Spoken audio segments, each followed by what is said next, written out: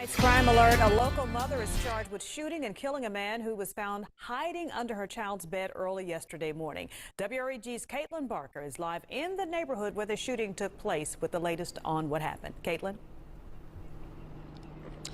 Good afternoon, Stephanie. This shooting took place here at around 1:40 a.m. and it happened at this home right across from me on Travis Road. Now, this all happened after a mother found a man in her house. She says he was hiding under a child's bed. When police arrived, they found the man dead near the front porch. Now, the woman, 36-year-old Kendra Scott, now faces multiple charges, including first-degree murder and employment of a firearm during the commission of a dangerous felony.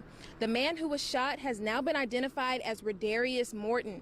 According to police, Morton was invited by a child to the home and came in through the back door at 1 a.m.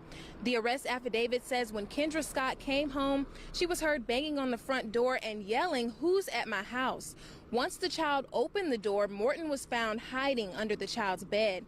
As Morton was leaving the house, both Scott and Morton went out to the front porch, and that's when the juvenile says she heard a gunshot. Morton was found shot in the back of the head. Now, I spoke with one neighbor who says he feels bad for everyone involved. For the child, since her mama going to jail, the boy family, since he was walking away, and I guess I feel bad for the mama. She should have thought more. Now, I spoke to multiple neighbors who say that in this case, nobody wins. Now, we're actively working to confirm the age of the man that was involved and the juvenile, and we'll have more on that at 10 p.m. tonight. I'm Caitlin Barker reporting live for your news leader, WREG News Channel 3. What up? It's your boy, Big Dave, and y'all know what it is. What up, though? I'm back at it again. Well, as y'all can hear the video, another tragedy. This time is a tragedy that I don't agree with. Man, I hate to see that the man lost his life because of the tragedy. So that's a family that's going to be mourning someone if he has family and loved ones. The little girl's going to lose her mother based on what they're trying to charge her with. So she's going to be without a mother. The mother's going to be without a child. So this is a real fucked up situation. I'm just going to say what it is. But in my eyes, she should not be charged with first-degree murder because it wasn't premeditated. Maybe someone called her and said they seen the guy going in the home. Maybe it was a car parked out there that she seen that looked like it hasn't been on the block. Somehow she knew somebody was in there. So when she got home and started banging on that door, she found that boy up under the bed. Now we don't know what happened when they entered out the house, if he tried to attack her or they had some real strong words, because he was shot in the back of the head after that. And I can't say I blame the mother because I don't know how old the daughter is because they haven't gave us the ages. I don't know how old the man was involved. They called him a man, so I take it he's older than 18.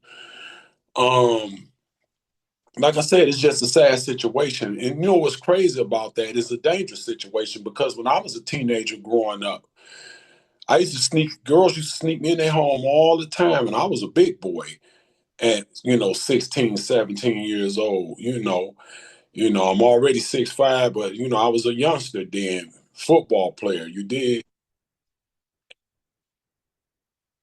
And at the end of the day, excuse me for the technology. Technical difficulty. At the end of the day, it just turned to a bad situation. But like I said, I've been put in them situations, and you learn something from this because I've never been in that situation where I got caught by the parent that wanted to do something to me. And I remember this girl, I was up under her mama came home early. But she had the kind of window that you roll up. So I couldn't jump out of it, too big. She had to literally wait till her mama got in the shower and go down there like she had to use the bathroom and act like she was trying to see where her mama was at to flag me out. And I hauled ass out of there. And what's funny about this same girl snuck 2 or 3 of my buddies in. We found out this years later. So she was having a little bit too much fun. I done jumped out of windows. But this right here was totally different. And that's why I keep telling people today, kids, when they are teenagers, they need to be watched more than when they younger kids. Yeah, you're supposed to watch them when they 3, 4, 5, and 6, and 7. But when they become 10, 11, 12, 13, 14, them kind of ages, they more curious and they will do more things and they know how to do more things. Clearly, this girl knew what she was doing. She must have talked to him before he came to let him in the house. That's a rule breaker. What can a single mother do if she's a single mother and she has no one else to stay there with her and the kids? And a lot of single mothers have a habit of leaving the older teenager to watch the younger kids because they don't have no one to help them or enough money to pay for a babysitter. And maybe the fathers are not in the children's life. It's one father or 2 or 3 different baby daddies. Either she ran them away or they just deadbeats. They don't want to be around.